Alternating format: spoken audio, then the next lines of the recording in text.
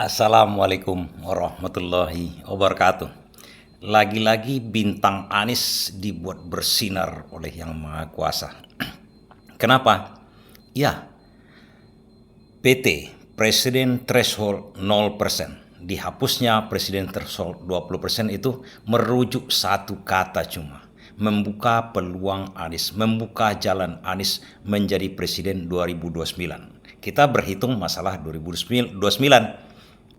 Kenapa begitu merujuk kita ke situ?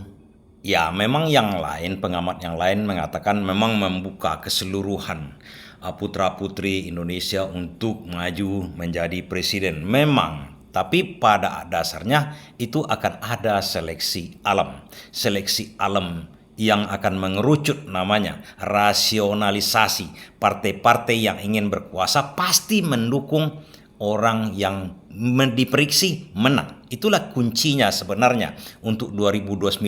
Itulah kuncinya peluang kepada Anies Baswedan. Itulah kuncinya kenapa Anies Baswedan tak bisa ditahan lagi, tak bisa dijegal seperti tahun 2024. Sebenarnya kan Anies seperti kata Rocky Gerung, Anies dipilih banyak masyarakat Indonesia. Artinya Anies dipilih mayoritas rakyat Indonesia. Artinya Anies sebenarnya pemenang Pilpres kemarin. Tapi karena rekayasa-rekayasa tertentu, Anies tak menjadi presiden. Itu kan kata-kata Rocky Gerung. Kadang-kadang Rocky Gerung ini sama dengan paranormal sebenarnya. Boleh saya katakan sama dengan paranormal karena kata-kata terbukti dan terasa sama kita kebenarannya, tapi itu memang kebenaran yang bagaimana ya, relatifnya dia benar tapi tak terjadi dan sesuai dengan kata-kata dia, itu maksud saya. Dan sekarang kenapa Anies yang diuntungkan dengan keputusan MK itu?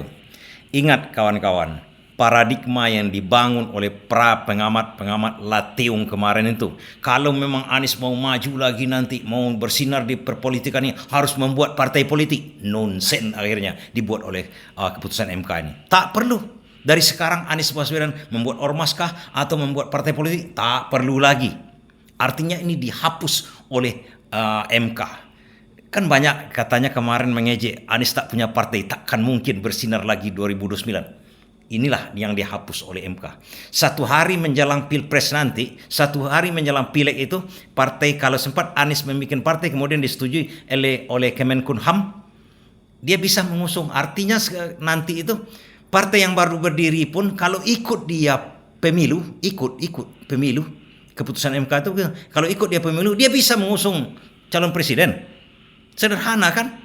Tapi itu akan ada seleksi alam namanya. Partai-partai akan merapat kepada siapa tokoh yang betul-betul mumpuni nanti, yang kemungkinan bisa memenangkan Pilpres. Mereka akan mengerucut ke situ. Sama juga dengan keadaan sekarang. Keadaan sekarang itu apa? Sebenarnya cuma sekarang itu dikanalisasi, dihambat-hambat, disabotasi, direkayasa-rekayasa. Sehingga partai-partai merasa pongah. Karena bukan aku, karena bukan partai kami yang mengusung, kau tak akan jadi presiden. Itulah akibatnya Jokowi dianggap anak durhaka oleh PDI. Itulah dianggap dia anak maling kundang. Karena PDI lah Jokowi menjadi presiden katanya kan. ini yang jadi masalah. Itu dihapus oleh MK. Mengenai pilkada juga dihapus oleh MK, di mana mahar-mahar politik tak akan bisa bermain. Oh, kalau tidak mau kau ngusung saya, misalnya saya mau jadi calon kepala daerah atau presiden. Kalau tidak mau kau ngusung saya, ya tidak usah. Oh, mau minta mahar kalian? Mahar sendirilah ya kan. Banyak partai lain yang mau mengusung. Tapi dalam konteks menjadi presiden, itu bisa saja memang 15 atau 30 partai sekarang. Bisa dia mengusung 30 orang. Tapi ingat, mereka punya data namanya. Data intelijen atau data survei. Percuma saja kalaupun ingin maju tidak untuk menang. Artinya kalau kita maju menjadi presiden ataupun wali kota ataupun gubernur, kan keinginan kita menang. Bukan hanya sekedar ikut-ikut saja. Itu harus ada perhitungan tertentu juga dari partai politik. Dan mereka rata-rata mengusung orang diyakininya untuk menang. Dan untuk nasional akan mengerucut nantinya. Ada mungkin kandidatnya beberapa orang lagi, misalnya incumbent Prabowo, kemudian Gibran, Jokowi, Anies, kemudian Ganjar atau Mahfud atau Pramono Anung, mengerucut ke situ nanti.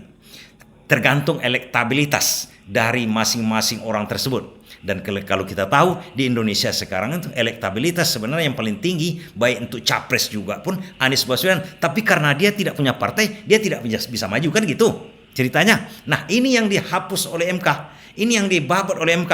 Artinya permainan uang tak akan ada lagi kalau seandainya peraturan ini tidak dirubah oleh DPR. Kan DPR sekarang berniat merubahnya.